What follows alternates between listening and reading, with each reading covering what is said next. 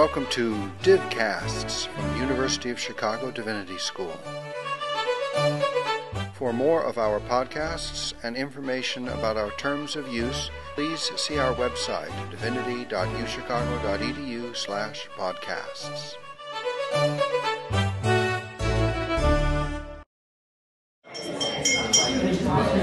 Hello, everybody.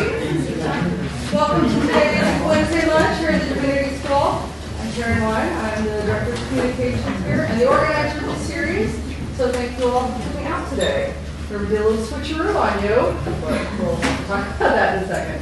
Before we get started, I want to thank our crew and our head chef for today, Alex, for this all-vegan Earth Day special.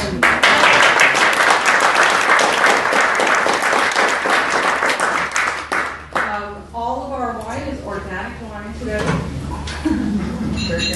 Neil, is there something else I'm supposed to say about the food? That sounds good. Even the dessert is vegan? Everything is vegan.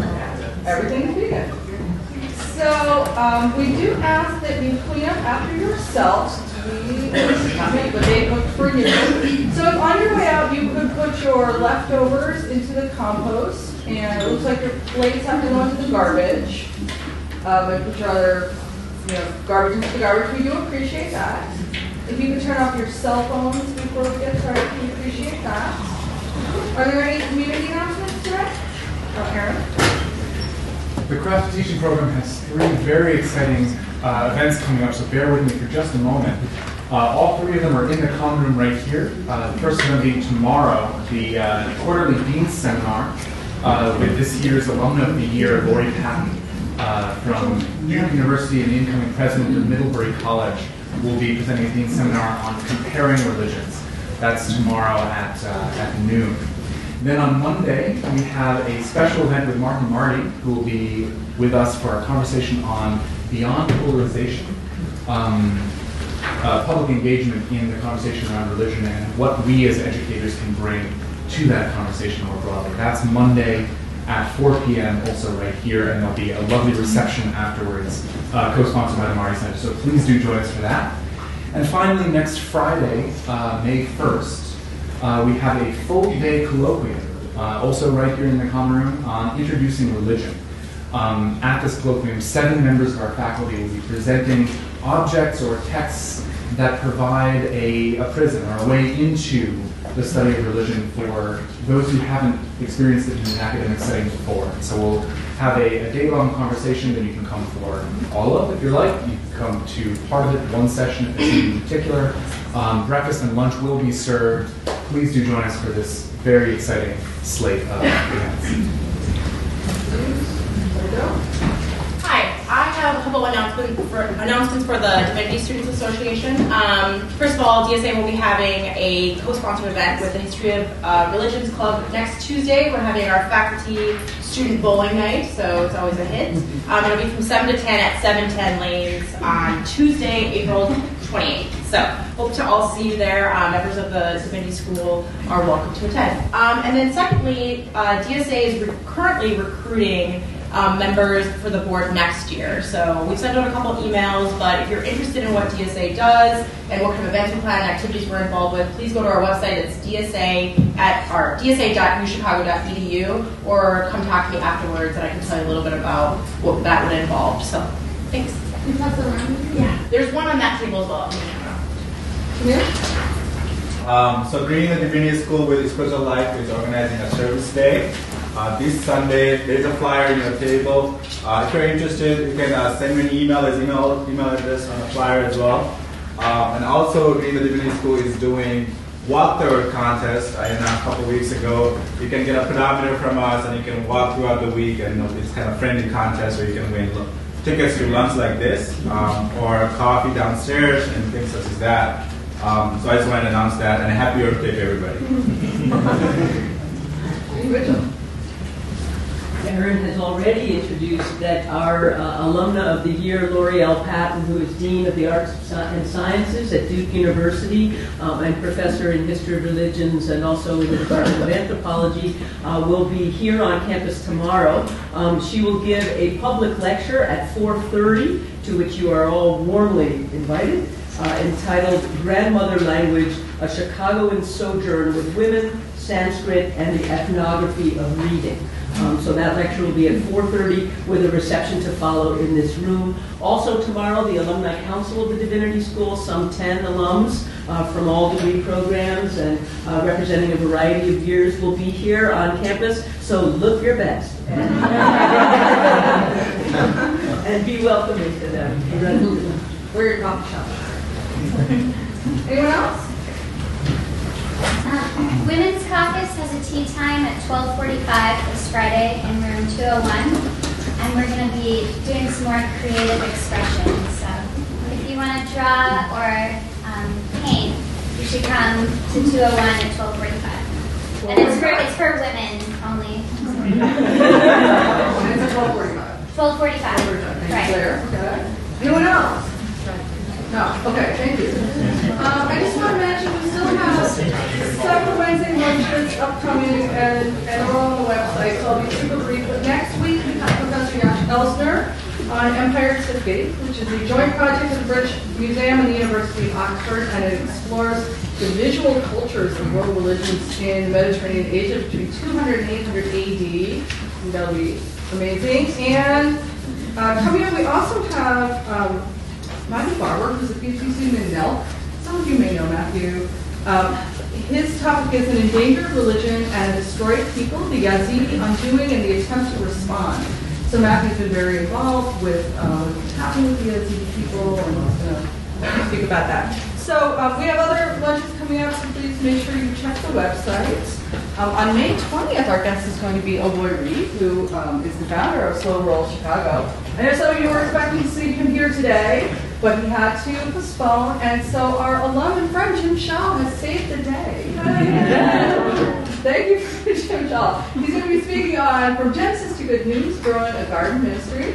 Jim is coordinator of the Food Garden Ministry at St. Paul and the Redeemer on 49 in Washington. 49 Physical Church, and he's sustainability coordinator at the Lutheran School of Theology at Chicago, where he leads campus sustainability initiatives and supports environmental ministry causes. Previously, he has managed programs at Peninsula Interfaith Action, the Center for Theology and the Natural Sciences, and the Zygon Center for Religion and Science. His publications include Practicing Science, Living Faith, interviews with 12 leading scientists. He is one of our alums, as I said, and he's talking about From Genesis to Good News, Growing a Garden Ministry. Please warmly join me in welcoming.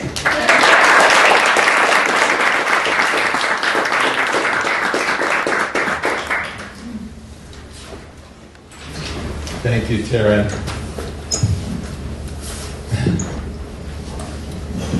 Assalamu alaikum. Shalom alaikum.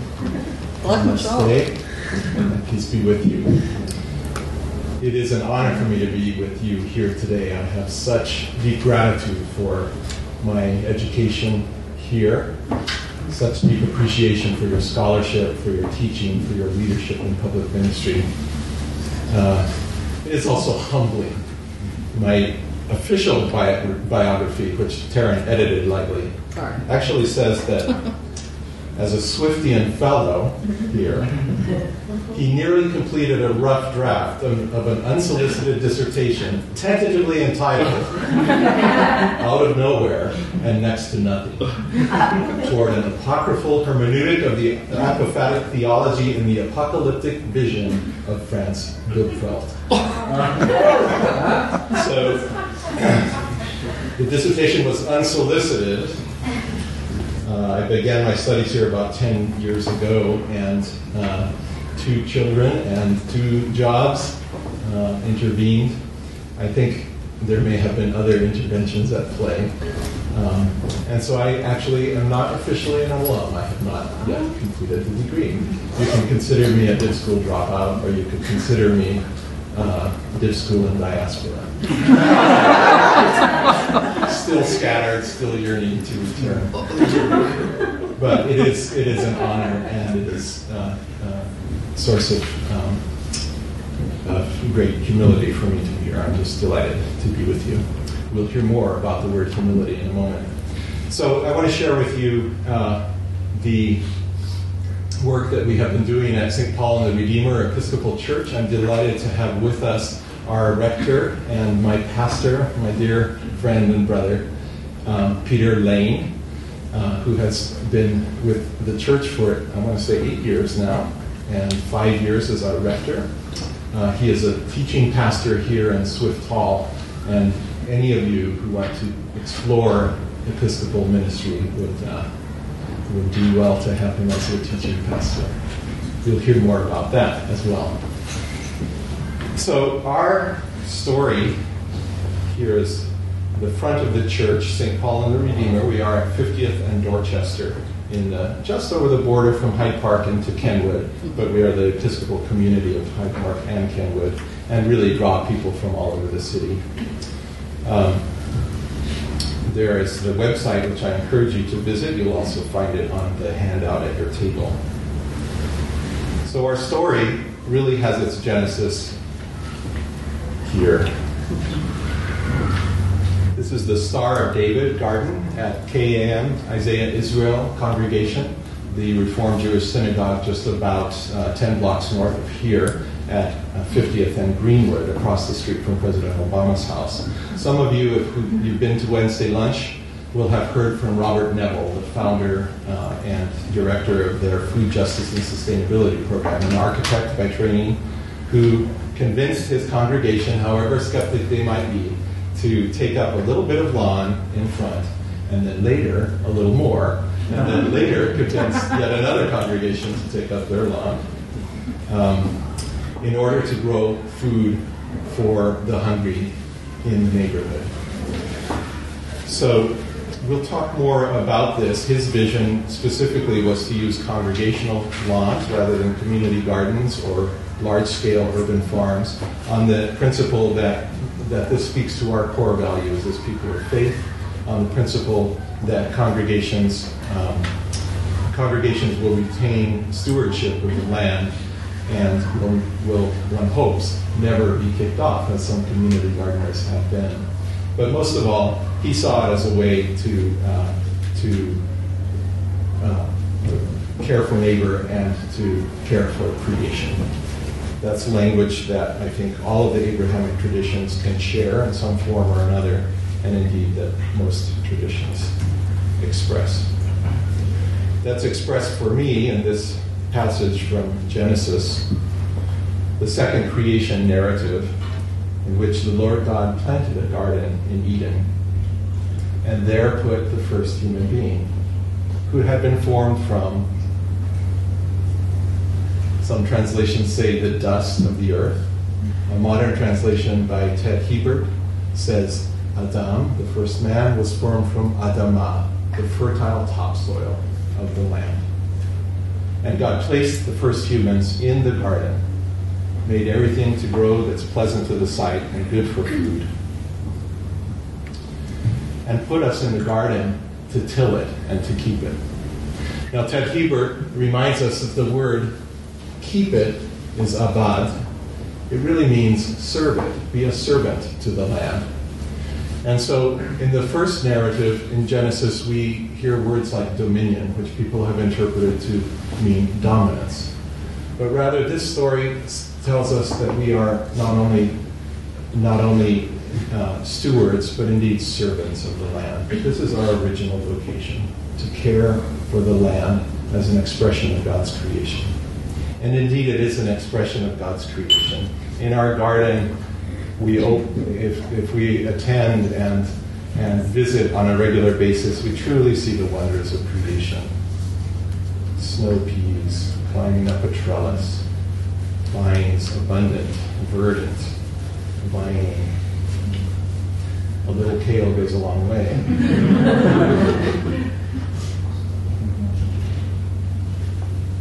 This, for me, is part of the joy of gardening, the sheer aesthetic delight of it.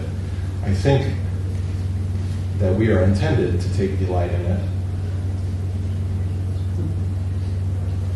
And in any case, I will.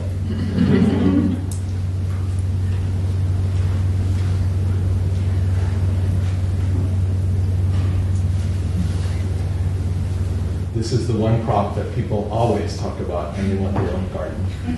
There is nothing like a fresh tomato.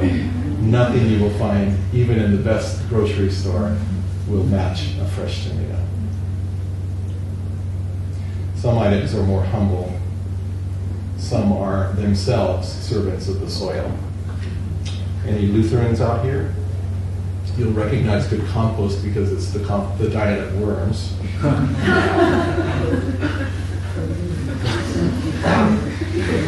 We garden at SPR because we are caring for creation.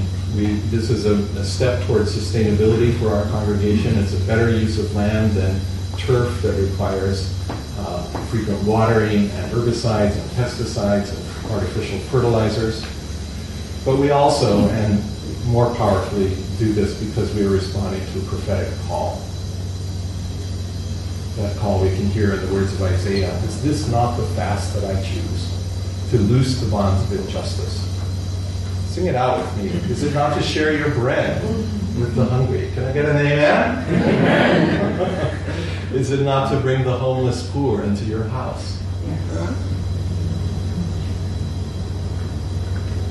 That's the prophetic call. Another movement in the prophetic word is that of lamentation. That to which we are called is not that which we encounter in everyday life. This is not from the book of Lamentations, but I think Job says it well. They wander abroad for bread, saying, where is it? They will live in desolate cities, in houses that no one should inhabit. Their wealth will not endure, nor will they strike roots in the earth, nor will they be able to grow their own food, to generate their own wealth. To some of us, this sounds like a description of the south side of Chicago. A city that's been desolated by poverty, by violence, by drugs, by gangs, and by neglect on the part of our leaders. And so we lament over the state of such a city. In particular, we have to lament over access to food in parts of this city. We're here in Hyde Park. We have about, 3 good grocery stores in the neighborhood. Hyde Park produce is delightful. Treasure Island is overpriced. There's a new little independent shop I haven't even visited yet, but I'm told it's lovely. We have good access to food. Go to Woodlawn, just to the south. Go to Washington Park, just to the west. Go to Bronzeville. Go to Oakland. Those are food deserts.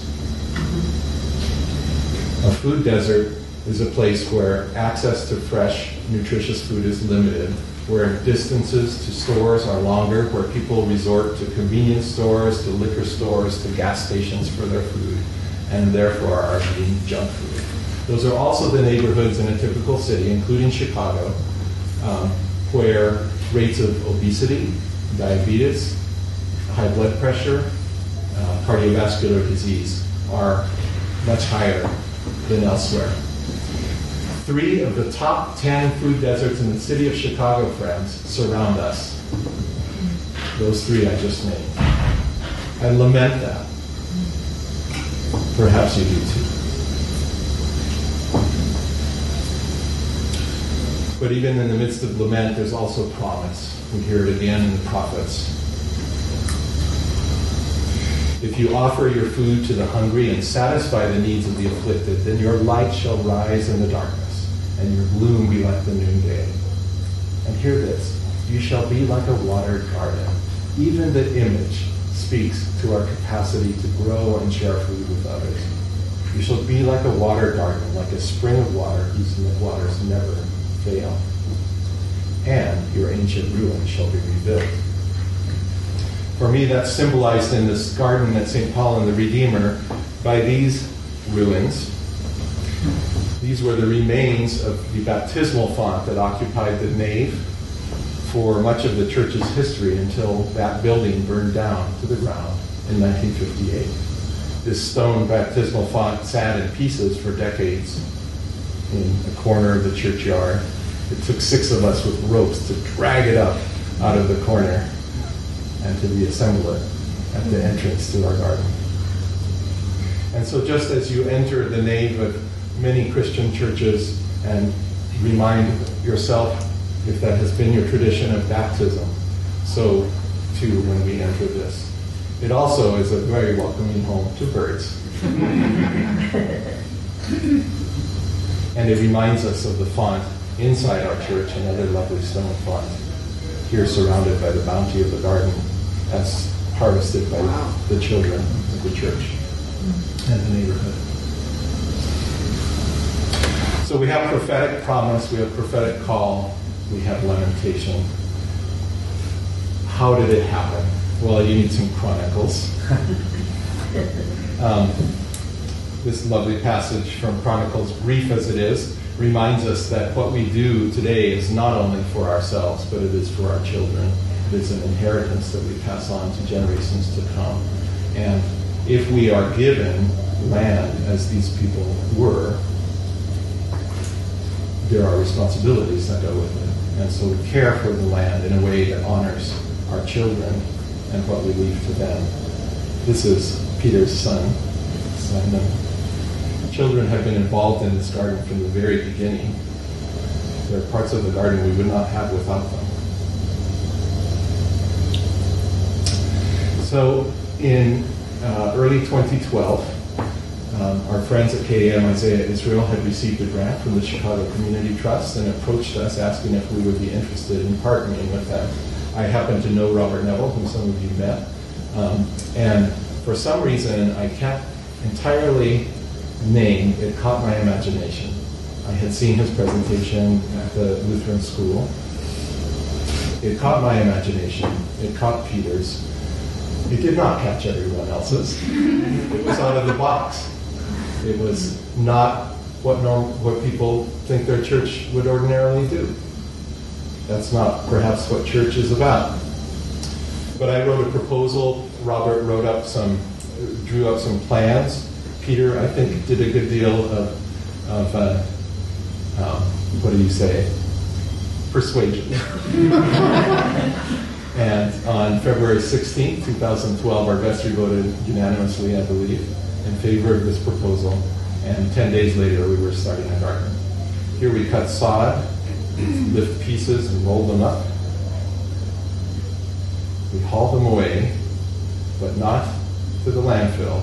We haul them to the Lutheran School of Theology in Chicago, which had a horrible playground. And we replant them. 3 months later, it's a flourishing lawn. We have kids there from Korea and Turkey and Hong Kong and an African-American kid and a white kid, and they all play together in this courtyard on that lawn. This is our Jewish architect on the right, Robert Neville, and our Mennonite carpenter on the left. The project is interfaith from the beginning. We measured twice, cut once.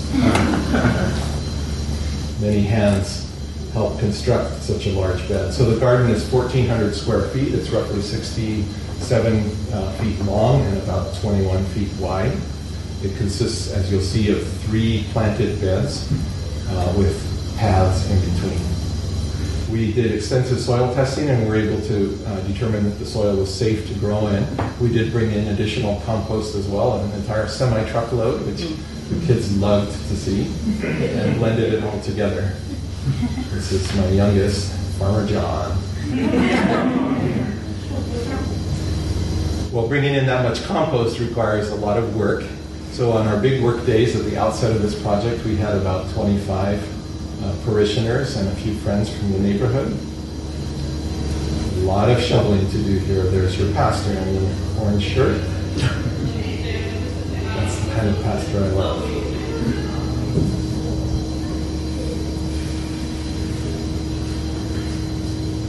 And it is hard work.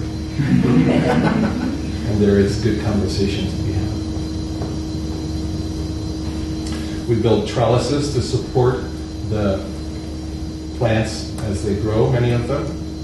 We use essentially what is a modified form of square foot gardening. It's a very intensive use of a small space. In almost every square foot of the garden, we're growing two crops per season, in some places 3 crops.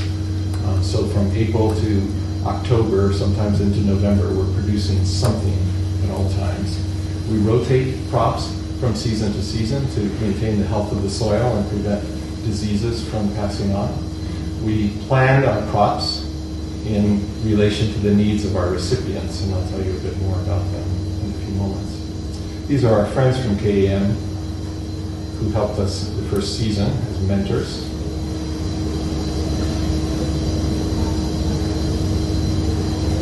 These are just a few of our regular volunteers on a typical workday. By the way, please feel free to stop if you have any questions. I'm happy to entertain them. On Earth Day, just 3 years ago, this is the anniversary, Earth Sunday in any case, we dedicated the garden. Again, this is not something our parish had planned to do 4 years ago. 3 years ago, we were into a wholly new venture. And so we call for divine blessing on such a venture. I preached a sermon that day reminding us of the tradition of rogation, where people voyage around the farms and gardens, the vineyards and so forth, asking God's blessing on their fruitful increase. And we imagined a rogation walk through the food deserts and through the places of hunger and need in our community. I show these pictures because I want you to know that for me, this garden is a place of praise. It's a place of songs, of thanksgiving. And this says it wonderfully. You cause the grass to grow for the cattle and plants for people to use to bring forth food from the earth. This is a place of songs for us. And so we gather here liturgically 2 or 3 times a year. We have Monday, Thursday evening prayers. We have Palm Sunday processions. We have a blessing or a dedication in the garden on a regular basis. Someday someone will get married there. I hope. And so this is the dedication. Jennifer presides and blesses the soil. The first few hopeful sprigs of basil are planted. And I just want to say a word about how crucial it is, if you were to undertake a project like this in your own faith community, to have the support of your pastors, your imams, your rabbis, your clergy need to be behind this. And I'm so grateful. We simply could not have a stronger champion than Peter in this undertaking. And I hope you'll feel free later on to add your thoughts on that. But I think it's been just a really meaningful thing for all of us to see you in there with the rest of us, your sleeves rolled up and hands dirty. At the north end of the garden, we had a beautiful table built, custom built by the same carpenter who built the columbarium inside. And so once the font is in place, you enter the garden, you can remember your baptism, you can go to the place of Thanksgiving and Eucharist. And if you happen to know that fact, it connects you to the end of life as well.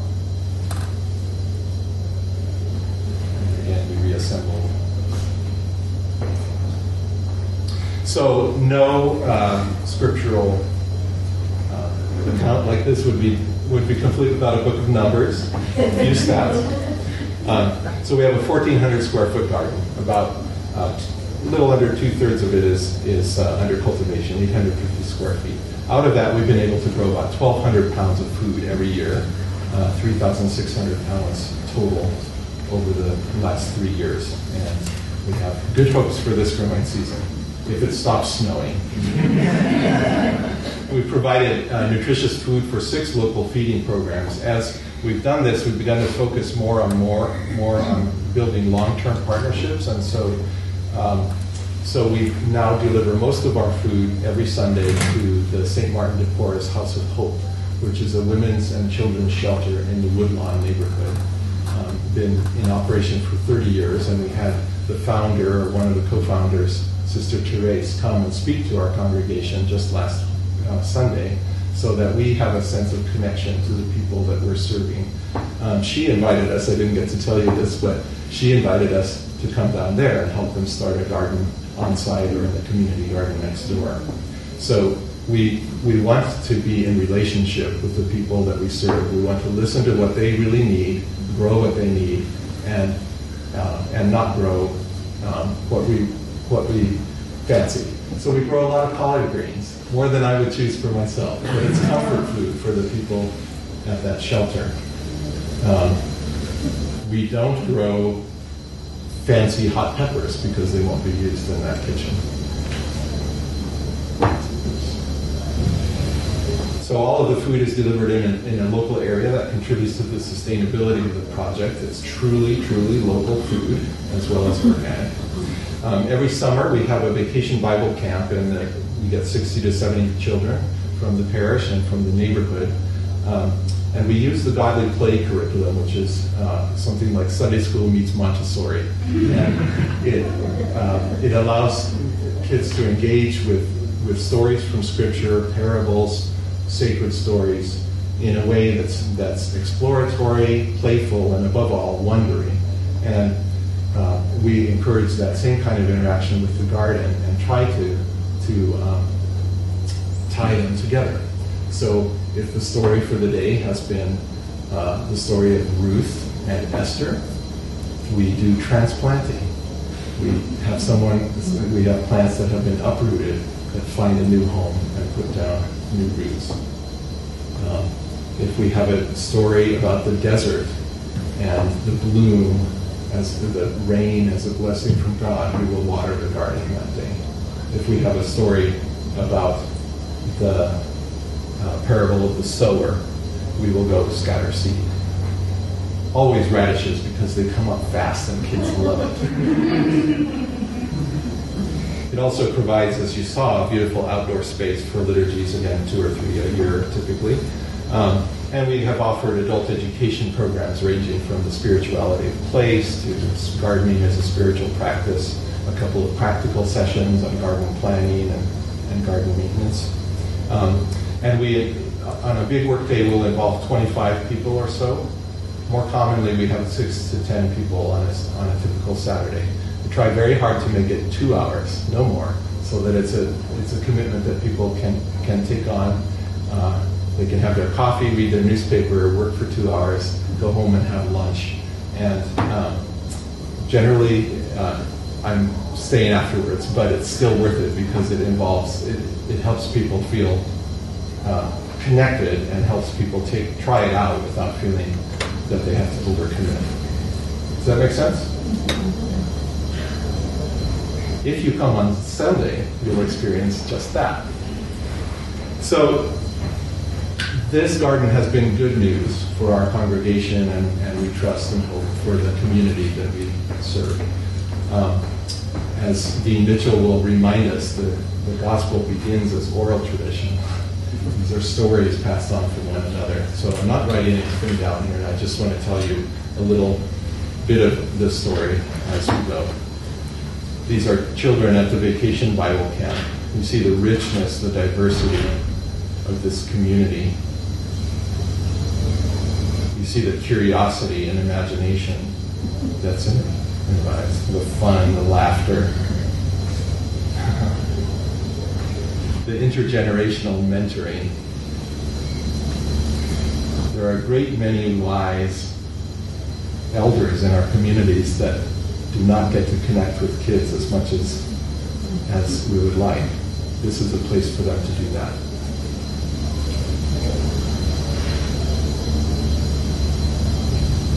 My own children live, 2,000 miles from their grandparents, and they've learned to see some of these as their grandparents.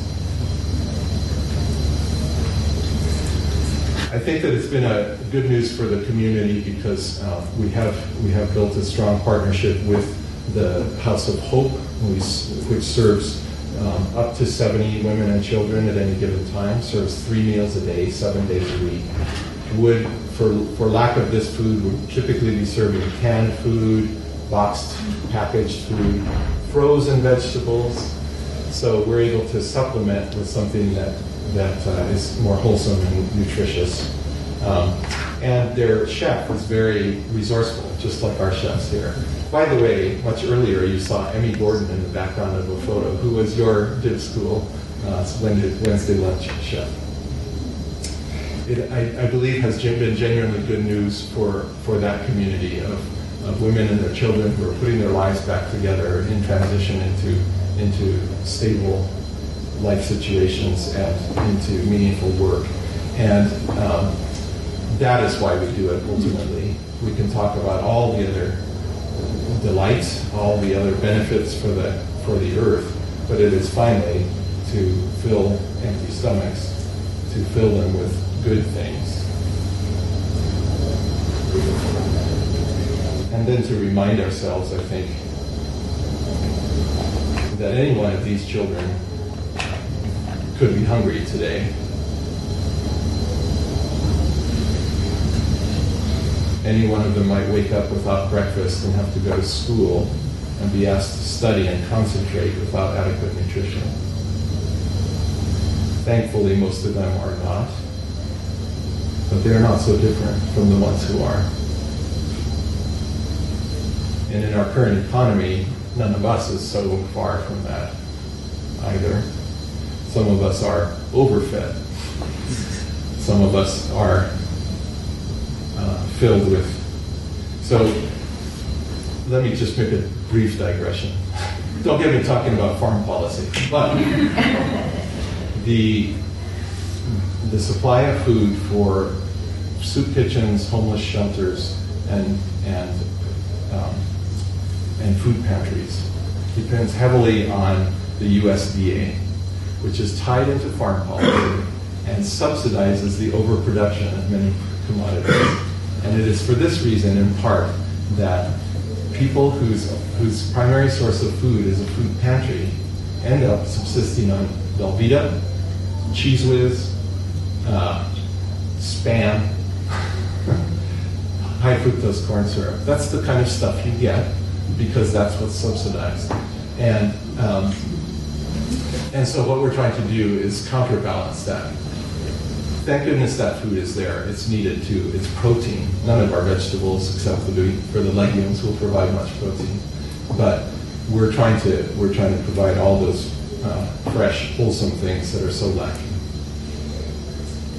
At the end of the season, we bless it. Each Saturday we harvest, and each Sunday we bring the harvest in with the offerings at the procession. Often this is a procession of kids, kind of ragtag, but heartwarming. And it stands then in the midst of the congregation, at the center of our worship, remembering that the one who brings us to worship was one who gathered around the table, who ate with people like us. Remembering that in our community, not everyone has had a place at the table. Remembering that this is what we would like a beloved, diverse, richly multicultural community to look like. Remembering that these will grow into adults who will learn, for better or worse, from what we do with our tables now.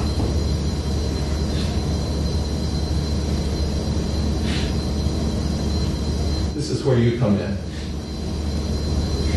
Those who heard the good news in the New Testament times, in the first century and thereafter, were sent. They were called apostles.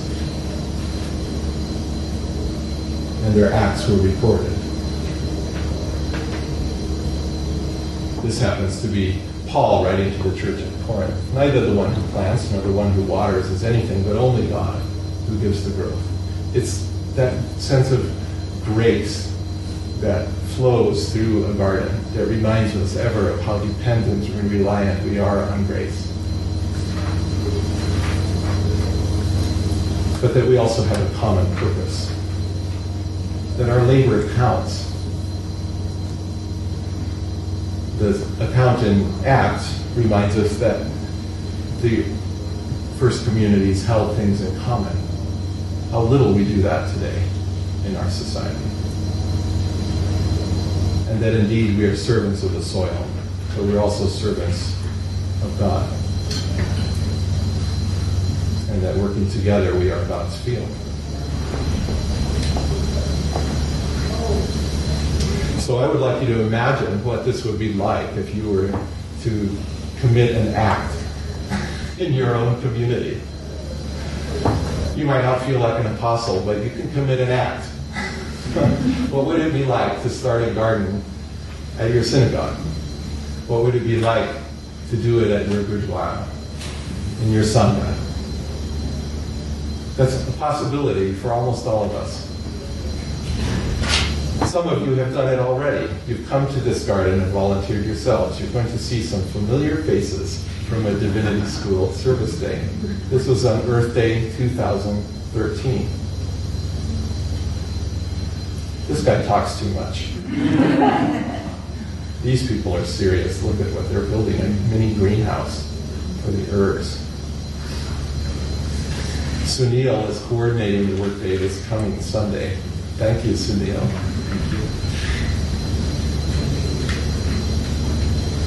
The original wood chips that lined the paths in our garden came from trees trimmed at the synagogue. There was a cycle of life and of resources, even there. We have to replenish them every couple of years. 2 years ago, you helped us do that. It was hard work. There's a slow roll. You didn't get a bicyclist today. I don't do a lot of aerobic cycling, but I do aerobic composting. And we can make a path for one another. For we're called to till the soil and to keep it.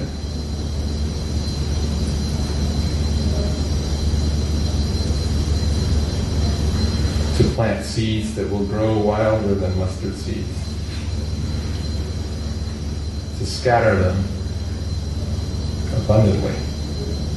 Or, if you're like me, to plant them precisely with a template.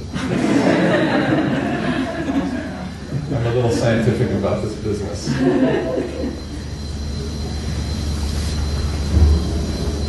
All friends, colleagues of yours, so lovely to see you here and to be passing this on to another generation. This is Erica Dornfeld, one of your classmates who is also doing her Lutheran year at the Lutheran School of Theology in Chicago, where I work, and who did an FTE internship with us this summer in the food garden, both growing and gleaning information for us, learning about our programs and reflecting back to us so that we could reflect better upon them, and teaching the children in the Vacation Bible Camp. There we are, pondering the template. Another familiar face, Aaron Hollander, sings a lovely, lovely line in our choir. So we can always use more hands.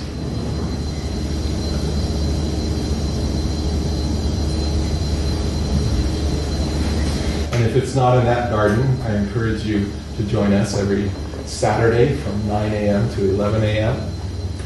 If Saturdays don't work, you can go to KAM on Sundays, also about 9 a.m. If that doesn't work, just email me. I'll help you find some place where you can be involved, because we always need more hands. Thank you.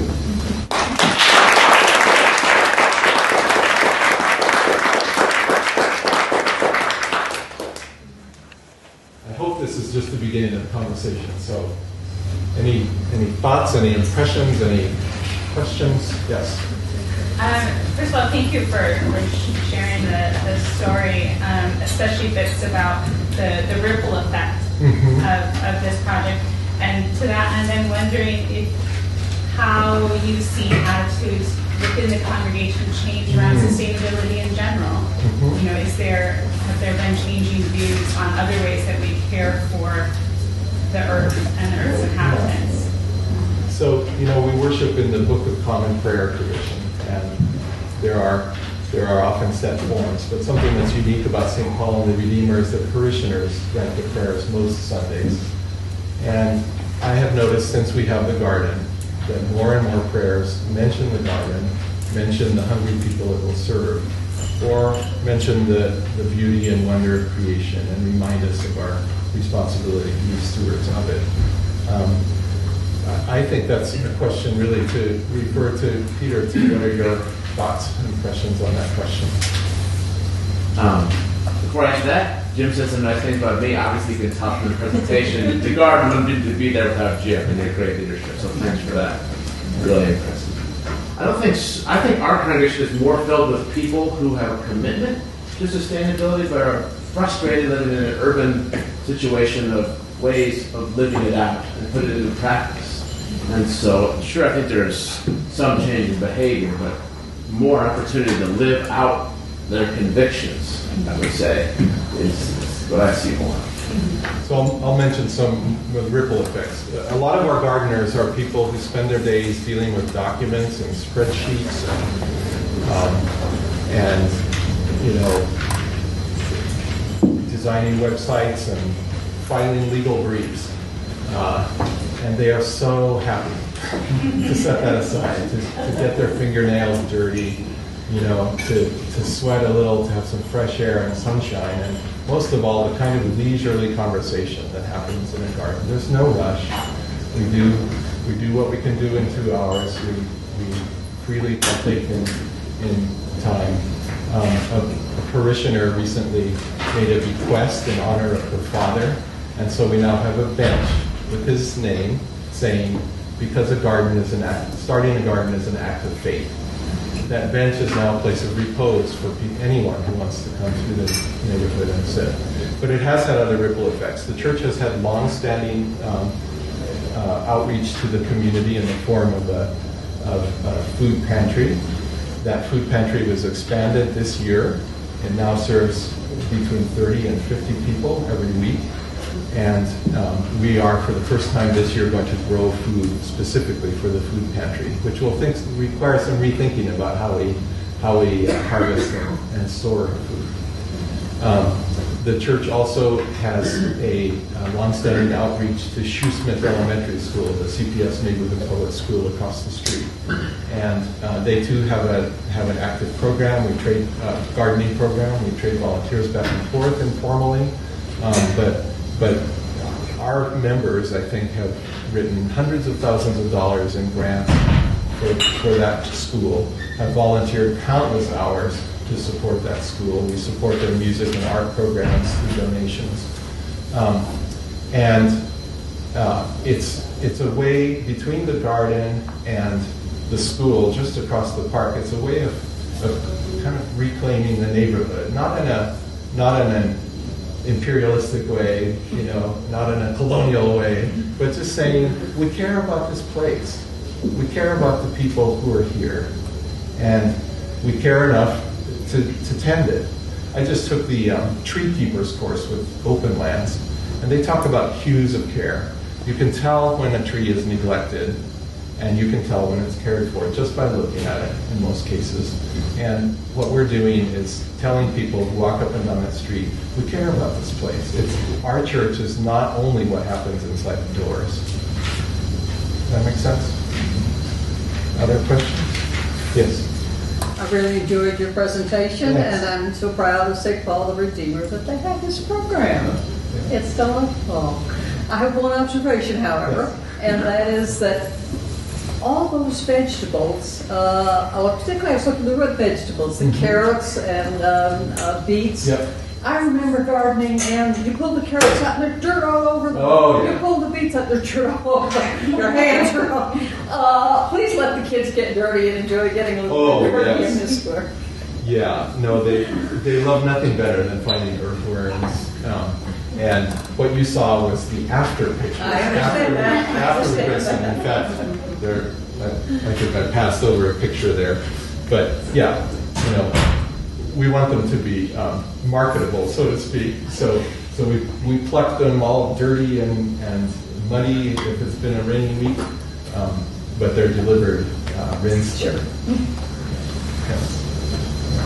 I think, going back to the Genesis story, that narrative tells us we are formed of the earth. In the Latin, humans and humus. Think of that connection. So I think there's something really very primal when people have their hands in the dirt. There's something that for many of us reconnects us, regrounds us to the earth, but also regrounds us in what's sacred. And I would never want to take that away by sanitizing. It has to be dirty. It's earthy. It's earthly. Yeah.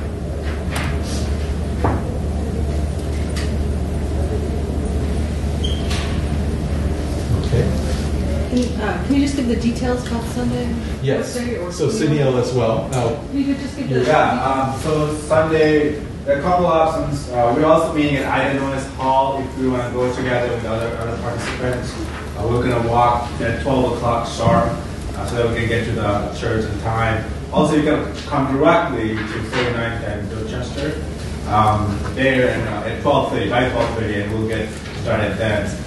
The service will last 2 hours, like Jim said. At the end of the service, there will be some food and some drinks and maybe some conversation surrounding what we can do.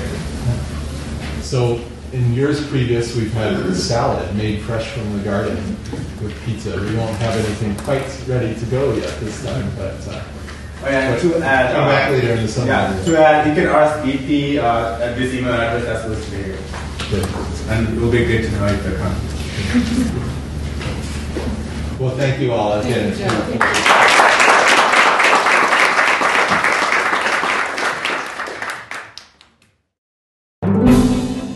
We thank you for listening to or viewing our podcast. For more information and for other podcasts, please see our website, divinity.uchicago.edu/podcasts. Copyright, the University of Chicago Divinity School.